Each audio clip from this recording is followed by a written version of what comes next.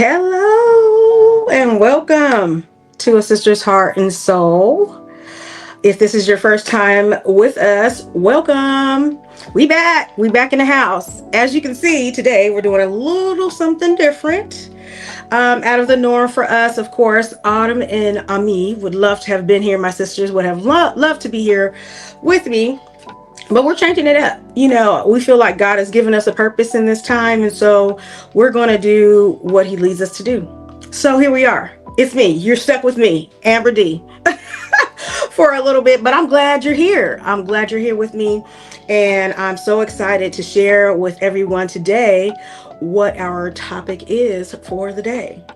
For those of you that are joining us for the first time, this whole podcast has been cultivated based on my mother's writings that she left us when she passed away. And so a lot of times we'll read some of her writings, and then me and my sisters will elaborate and dialogue and things about the writing and how it blessed us, touched us, what it made us feel and things of that nature. So you'll get a little of that if you continue to follow us. So don't let this be the last time you come tap in with us, because we share episodes on a regular basis. And if you haven't checked out some of the old ones, you got to check us out on YouTube. It's a lot there that will bless you. So again, thank you for being with us.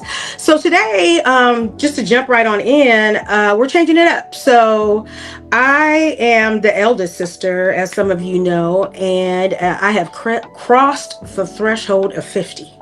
Okay. This is kind of crazy. 5 decades, half a century. Man, it just gives seasoned. It gives very seasoned, okay, in this life right now. So we're here, but we're doing it a little bit different. So today, turning 50 does feel different. Not older, but I do feel clearer. I feel like I've learned a lot of good lessons along the way in this journey, and I wanted to share some of those with you. So I'm going to share with you today 50 things I've learned by the age of 50.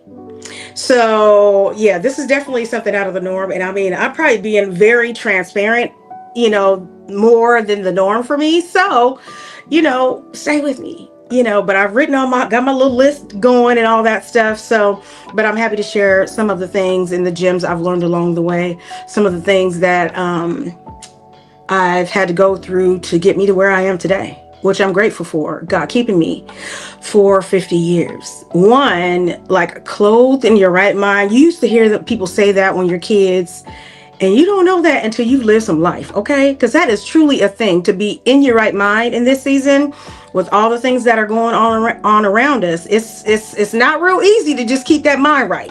So I thank God for being a mind regulator. So I admonish you to just stick with me. All right. So let's start off. So my story, first of all, I started off as a teenage mom. So I had my daughter Sierra when I was like 17 going into 18. And so that was kind of at a time where I was trying to, figure out my life. It was unexpected, but it was now I had the responsibility of taking care of a whole human being while I was still trying to grow up. But I didn't realize that God had his hand on me the entire way. Even though I didn't realize it, it was all part of God's plan. So in that, it helped me to grow up a little bit faster in my life because of it. In raising a child that, someone you have to be responsible for and rear and make sure she learns and gets the foundations she needs and things of that nature, while still trying to figure out, okay, I'm just trying to figure out what I'm doing from day to day, as a teenager. Granted, I felt like I was a pretty mature teenager, kind of, I guess, in certain aspects. But I'll tell you what, being a teenage mother will grow you up. Okay? Because my mom, one thing she demanded of me was that, one, I was going to finish school.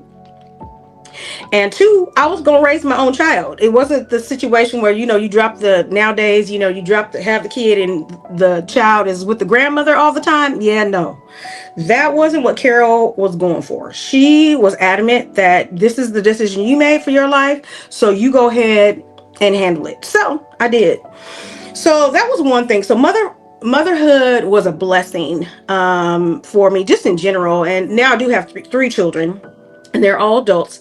But it was a blessing for me to be a mother. And even though I started so early, it helped me, one, depend on God in a different way. Because when you don't, yes, my mom was there to be able to, help me along the way too. But you had to have a dependency on God in a different way, because there's needs there that only He could supply. And even those lonely spaces and places, only God could heal and touch and things of that nature. So that's kind of how I started. And then I'm going to kind of go into a lot of the different things that I learned as a teenage mother, like some of the lessons in there. And so I've written them down because I can't remember all these 50 things. I am 50. So, the mind is a little less swift. So I wrote down a lot of the things that I've learned. So we're going to start with my teenage mother years, things that I've learned. One is becoming a teenage mother forced me to grow up quickly, which I've kind of already stated. Being young, my next one is being young didn't mean I couldn't be a good mother. One thing I remember when I got pregnant and I had to tell my mom, I told my mom first, and then I had to tell my father. And my father was so upset. I mean, he was so mad, and so much to the point that he did not talk to me my entire pregnancy. Not one word. Like, just kind of, I don't even know who you are kind of thing. And that was something that I really had to deal with, and not during that time necessarily, because I was so busy trying to figure out like how I'm gonna be a good mom. But later on in life, I had to deal with that and make peace with the fact that I guess he was doing what he thought was best. And then when my daughter was born, then all of a sudden now my grandbaby, my this, my that. And I had to have a moment with him because, one, it felt very disrespectful. And I had to, like, as my father, like, okay, are you batting 1,000 over there, to where can't have any grace here. And I just really felt like he just didn't know how to respond. And and that was his just, I guess, innate response to what was going on in me being a teenage mom. And I maybe it was the embarrassment of it all, like, not my daughter or whatever. But I was determined to persevere through that. I was determined to make it through that and be able to be a great mom. And so maybe God allowed that to happen to help me to understand that some people don't have the capacity. So I learned that early. That some people just don't have the capacity for you, or what you bring or what you have. So I'm going off on another tangent. Let me stay focused, but understand that some people don't have capacity for what your gift or what you bring. And that's okay. You just be over there. God bless. So moving back to my teenage mother, another thing was responsibility can shape you into someone stronger than you imagined. And that's the truth. My next one is my children gave my life purpose when I was still figuring it out on my own. So, yeah, raising my kids definitely created purpose in me because I was living for more than just myself. I was responsible for more than just myself. So, yeah, it creates that purpose-filled life. Like I'm here for something. I'm here for a reason. Also, motherhood taught me sacrifice early in life. So yeah, the going without, and you didn't always have everything, but sometimes you have to make a lot out of a little. And that was one thing my mom was really great at, was making a lot out of little. I can remember as a child that we used to have this thing called Rice Surprise, that like a lot of our childhood friends that used to come to the daycare remember this to this day. And anybody that's been at my house or spent the night, you've had Rice Surprise. And my mom, that meal basically came from, a little eggs here, a little rice there, a couple of little pieces of turkey ham here. And I'll put that all in a pan with some green onions. And I'll tell you, it's the best ever. So yeah, as a mother, you have to, make a lot out of a little sometimes. My next one is I learned strength before I learned comfort. Ooh, that one was real. That hits home real heavy because, you have to be strong in areas and spaces that you're not accustomed to. And honestly, comfort, when do you really have that? I'm still working on that. I realized that love can grow you up for sure. So loving someone and a child, that's something that I don't even know how to explain, that kind of love that you have when it comes to your kids. One, they have a love for you just because of who you are. They don't know that you don't make the right decisions all the time. They just love you because you're their mom or you're their dad. So it helped me to learn that, wow, somebody cares for me and I have to care for somebody too in a different way than I have ever loved before. And then my next one is my journey. My journey may have started early, but it made me extremely resilient. When I tell you, it builds resilience in you because you have to learn how to do everything on your own. My mom was a great support. My sisters, my family in general was a great support. But my personality and the kind of woman that I am, I'm determined to figure it out. Like, that's just in me. I'm going to figure it out. And so there were times that, yeah, me and Sierra had to figure it out.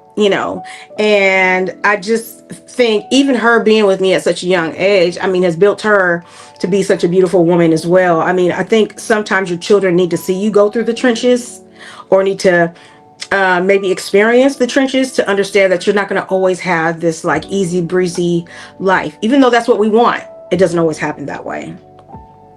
My next one is God carried me through season I didn't think I would survive. Whew. Now that one, because being a teenage mother in the church, it hits different than when out, in the world and things of that nature. So in the church, it hits a bit different because it's like brings shame and, oh, you just been out here, and all this stuff. And so God gave me peace with it because I knew he was with me, regardless of the people whispering and saying this about me and that about me and so on and so forth. I knew God was with me. And that's what carried me, even from then all the way through my life into now being 50. God has carried me through some really tough and rough spaces, but I'm so grateful for that. So I'm gonna keep going because I got a lot more to share. So now we're gonna move over to legacy and like fully living. And this is part of my 50 things I've learned. Being a mother is one of the greatest callings of my life. So that just kind of ties into the whole motherhood thing. Being a mother is just the greatest. And now I'm a Gigi. So I'm so excited about that. So that was like one of the best birthday gifts ever for this year, is becoming a Gigi. So I'm excited for what that's going to bring and like how that grows me and stretches me in probably different ways. Hopefully I'll be giving that little boy everything he wants. But I'm excited about that. Also, legacy is built in everyday choices. So I know for me, it's important, even with my kids. I can be pushy, but I have I can be an insertive type of mom, but my kids teach me so much. And I feel like the legacy of my mom has been, really kept alive through not only myself, and my sisters, but even our children. And like my daughter writes, and I have sons that rap and that are into music, and I'm into music. So I think just the legacy continues. If you pour into your kids, you'll see that stuff come out of them. Next thing I've learned is my story has power. So I just feel like it's so important to tell your story. I've learned in my life, even in the roughest of times, the times that I felt like I'm at my wit's end and there is no way out, I found that those stories and sharing those with people were the ones that they needed to hear to overcome themselves. So you never know, whether it's in the grocery store, and my mom used to do this all the time too. In the grocery store, she could be doing someone's hair, or what have you, and she'll share her story. They're crying and praising the Lord and all that stuff. because God has been good and he's been faithful to our family. And I've learned that my story is my power. It helps by me saying the things I've gone through and how I've overcome and how I've gained strength in the moments where I felt so weak. And God has been the source of that strength, has and sharing that with other people encourage their hearts to keep going, to keep pushing, to never give up. So always share your story. It's super important. Next thing, it's never too late to reinvent yourself. Whoa, this is big. This is big for me because I know for me, I've transitioned in my life. So I was a mother early on. Then I was married. I was a wife. Then I was a pastor's wife for a period of time as well. And then having gone through divorce and things of that nature, trying to figure out, well, like, who am I now? What does Amber look like now outside of the first lady realm? But I learned that my identity was already there regardless of the title. God gave me purpose with the title, without a title. At the end of the day, my name is still Amber Denise. And so regardless of what goes before that, Amber Denise, God is still giving me purpose. So learning that even in the transition periods of time, yeah, you do have to reinvent yourself. What do you like to do? What's important to you? What do you value? What do you want out of your life? Where do you want to live? Just the basic things. But I had to learn those through transition. But I tell you, going through those things, I wouldn't change any of it because I am so much stronger. I have grown in so many ways that just by going through those different things, because it stretches you. It builds the character, the personality. It builds the toughness, the tough skin that God wants you to have when you encounter different relationships. On the other side of it, you know how to move and shake and things of that nature. I'm going off on a tangent again. I'm trying to stay on time. Next thing I learned was purpose doesn't retire. And purpose does not. Purpose is going to stay with you. So you can do it willingly or you can do it unwillingly, but still do it anyway. Because that's how God works. If he's purposed something for your life, you're going to have to do it regardless if you want to or not, whether it's sooner or later. But if God has his hand on your life and he wants you to do something, you best believe you're going to have to do it. Gratitude changes how you see everything. Be grateful in everything. My mom used to say, saying thank you, makes room for more. And that couldn't be further from the truth. It's the perfect thing. Well, anytime you can imagine, like, your kids you do something nice for your kids and they just don't say thank you. I'm not buying another toy. But when they say thank you and they're appreciative, it makes you want to do more for them. So thank you makes room for more. Next thing, the best chapters of life often come later. And I'm learning that in this season of 50, or my well-seasoned season. I'm learning that, yeah, your chapters do come later, and, your latter shall be greater. And it's after I've worked some stuff out in you, after I've worked things out in you, I can purify you and give you those things that now you can handle. Because if I would have given it to you too early, you might not have handled it well. And so I'm learning that in this season that I've had to go through, like, heartbreak and heartache and difficult times in my life and all the things to be able to know that I can withstand some things later on in life. And then I know how to handle them. I know how to treat them. I know how to value them because they didn't come easy. So grateful for that.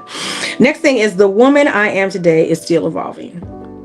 That's never going to change. I'm going to be a woman evolving at 50, at 60, at 70, at 85, at 103. I am going to be a woman that's going to constantly be evolving. And I feel like you should. If you're not evolving, then you're not growing. Nobody knows everything. And I've learned that. Nobody knows everything, even though there's some people that feel like they do. You don't. Okay, there's always something to learn. There's always something that you can pull or glean from another person. That's why you need community, and that's why you have friends, and that's why you have people around you that know more than you. being in a room with people that know a lot more than you is just something that is an experience, because it helps you to understand. A lot of people will feel small, like, "Ooh, I don't belong here." But for me, I feel like, yeah, I belong here because these people know more than me, so I can learn so much more from their knowledge, what they've learned, what they've done, for me to be able to bring myself up instead of being in a room with, I'm the smartest one in the room. Don't want that. Mm-mm. So that's one thing. And so I'm going now into my personal growth things that I've learned. You teach people how to treat you. So if you don't value you, how will someone else value you? Boundaries are a form of self-respect. I'm going to say that again. Boundaries are a form of self-respect. So you set the boundary because this is the line. So you do not cross that. You cross this line, you will be no more. And as simple as that. Next thing, healing requires honesty with yourself.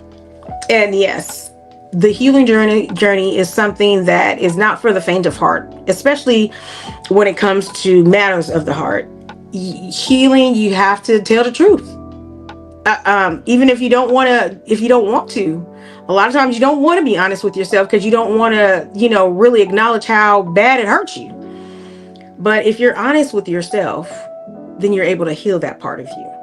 So, and God is able to heal that part of you because you're being open, you're being transparent, you're letting Him into your heart. So, that.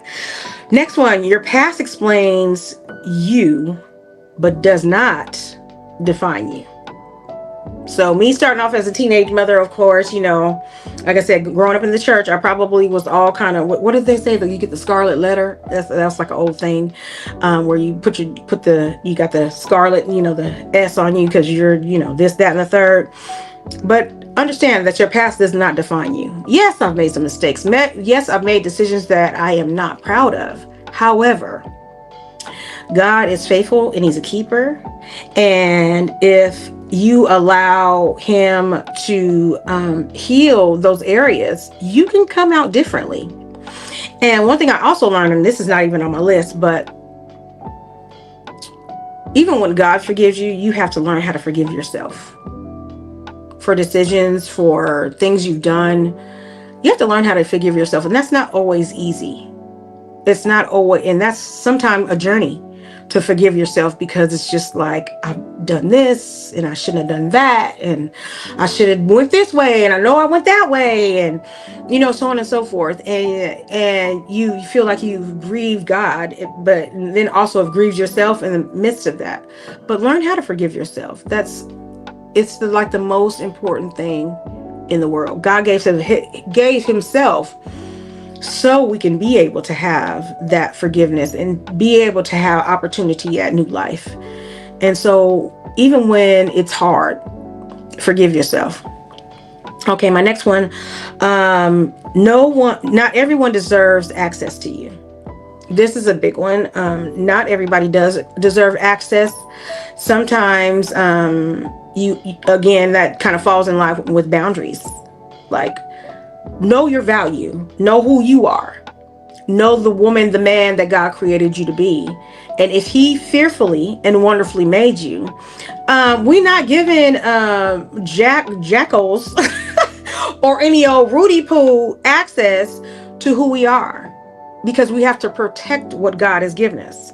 And so in that, you have to make sure that you assess said people, and then you decide whether or not access is going to be granted or denied. That's all I'm gonna say about that. Protect your energy like it's currency. Now this one, massive. So you can be a thermometer when you walk in a room, or you can be what is it? The thermometer or the thermostat. So when you walk in a room, you want to be the thermostat. You want to be the one that sets the temperature in the space. So when you do that, you got to protect that energy, because if you around people that want to start drama and are want to be, doing a bunch, and that's not how you get down, remove yourself. That's like money, honey. That's like paper. That's currency.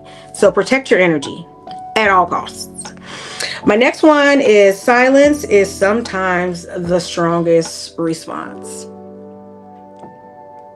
I had to learn this because I used to be very responsive, very in the moment responsive, and had to learn that I had to fall off of that, because sometimes when you're in the moment responsive, you say things that you shouldn't because you haven't thought it through, and you just immediately just responding to whatever was said or whatever was going on. And I've learned that the power in the pause, take a minute. You need to understand if you need to respond, because it respond because this particular situation might just need your silence.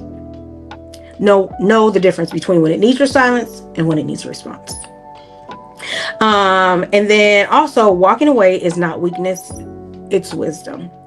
And sometimes you have to walk away from things that you love. Sometimes you have to walk away from things that no longer serve you anymore. Sometimes you have to walk away from things that are detrimental to your nervous system. I'm all about the nervous system right now. Me and my daughter I've been on a tangent with her. Like, if it's not good for your nervous system, get rid of it. Like, we dysregulated nervous system in this season is not that's a boundary we're setting. We are not doing that. And then now I'm going to go up to my faith and life section, where this has been kind of the nucleus, the meat of my life. And what I've learned, that God's timing rarely makes sense at first, but it's always perfect. That whole saying, he may not come when you want him, but he's always on time, falls in line with that. My next one is prayer will sustain you when nothing else can. And listen, prayer will change your life, especially in I don't subscribe to just only praying when things are bad. You also need to have communication and relationship with God when things are good. So that regular communication with God creates such a strong bond, because now he's got you. He got your back. He got you. I've been talking to him. He knows exactly what I'm going through. He knows what I'm dealing with, because I've been in communication. Instead of going to him when I always need something, I've learned to even go to him and be with him and spend time with him when I don't need anything, when everything is good and I'm feeling all right, and still communicating with him, because he's my father. And I had to learn that father piece, because you put him in a different realm. But me having a father that was around but kind of wasn't around, it was very I guess the relationship with the father and daughter was very tainted or diluted. And I had to learn to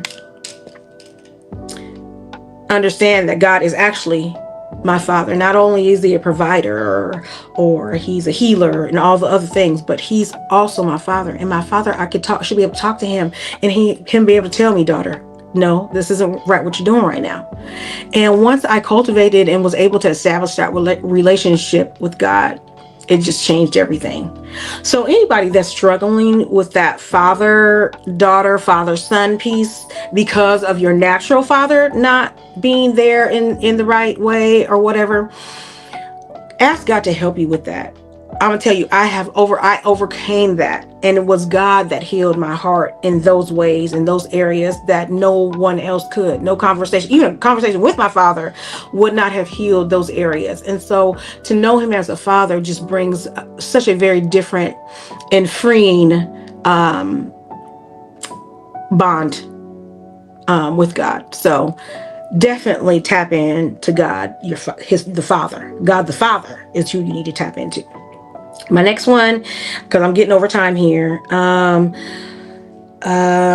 Waiting seasons are not wasted seasons.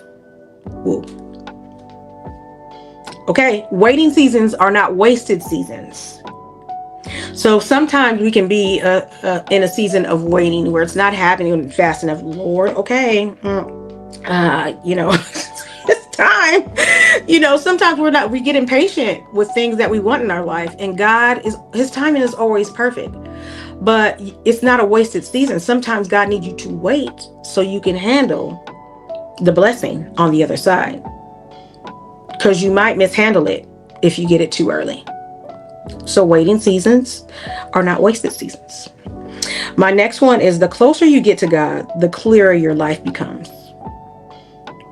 Yes, 100%. It's almost like your discernment of people even kind of kicks in to where you're like, nope, something's off right there. Nope, something's off right there. Can't do that.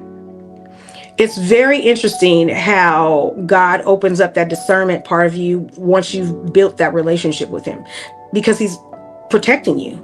He's keeping you from things that you don't need to encounter, from relationships that you don't need to foster, from things that you don't need to entertain, and things of that nature, from business deals that you don't need to sign up for because it's going to be a hot mess in the end. So different things like that. So make sure you tap in. Like I said, if you already tapped into God the Father, you can only trust him that he'll take care of everything else in the meantime, right?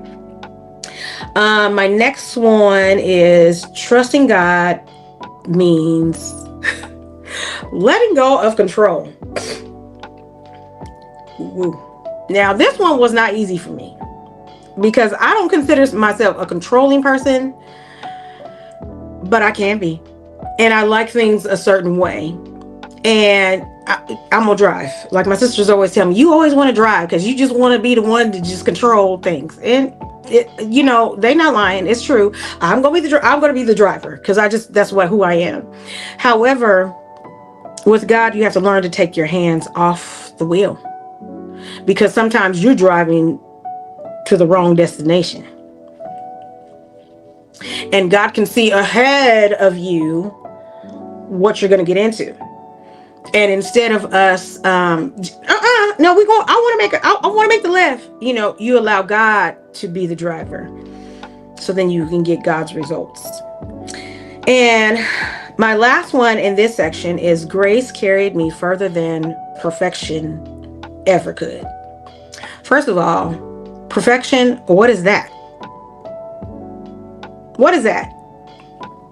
Perfection, there is none. I mean, no, there's nothing perfect outside of God. And we're all going to always be a work in progress. But I know God's grace and his mercy has sustained me and has kept me in moments where I was at my lowest point. And there's nothing more valuable than to know you have God's grace. I am so thankful and grateful for his grace. Oof. Because I've been through a lot in my 50 years, and I know it is nothing but the grace of God that has kept me through it. So, just like he's keeping you.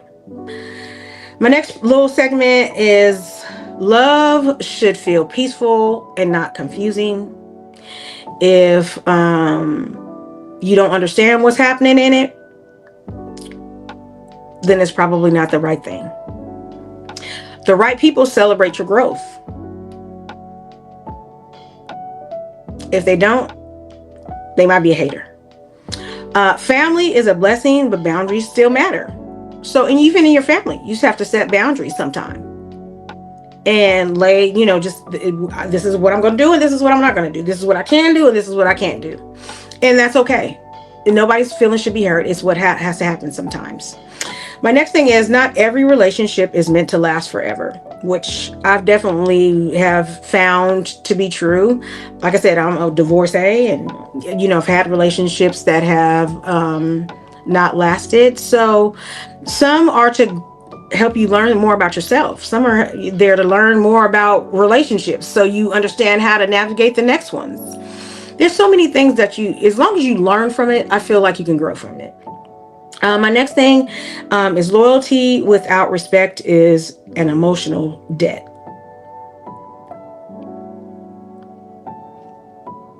Okay. Put some respect on my name. Period. So loyalty and no respect, those don't go together. Yeah, that's a price I'm not paying. No, we're not paying that price emotionally. Real love supports your purpose. So whatever God has purpose for you, real love should already be able to work into whatever that purpose is. It shouldn't be pulling you from it. It shouldn't be pulling you from God. It shouldn't be pulling you away from what your purpose is. It should definitely be something that's supporting you through that space and time. Some people understand you better once you stop explaining yourself. That's that power in the pause. Sometimes silence is golden. That's one of those right there. The older you get, the smaller and stronger your circle becomes. Yes, it does. You find real ones. You get those ones that got your back for real. Because like for me, it's never been in my friend group and relationships. I've never been a quantity person. I've been always about quality. And you want people that really ride for you, because like I ride for my people just like they ride for me, and there's no questions about that. If it's time to go, it's time to go. If it's time to roll, it's time to roll. Pull up. And my last one is protecting your peace is necessary. Always protect your peace. Always make sure that you're in alignment with God. Because when you get out of alignment, your life is going to show it. So staying aligned with God is like most important, because that creates the peace, because now you don't even have to have any type of concern with how your life is going to shape up, because you've already got God moving on your behalf as you're walking it out. So here I am. I'm 50. I'm on level 50, y'all. And I am still growing. I'm still learning. I am still processing. I am still learning who Amber D is. And I am so excited about it. We're just getting started. It's only the beginning. And there's so much more to come. So thank you for sitting with me for a little bit, or listening to me while you're driving. You guys, make sure you tap in to A Sister's Heart and Soul on our YouTube channel. If this blessed you in any way, any gems dropped for you, we just want you to like, share, subscribe, share with a friend. We will be happy to just have you tune in and keep going on this journey with us, because it's her voice, our words, A Sister's Heart and Soul. Until next time, peace and love. Love y'all.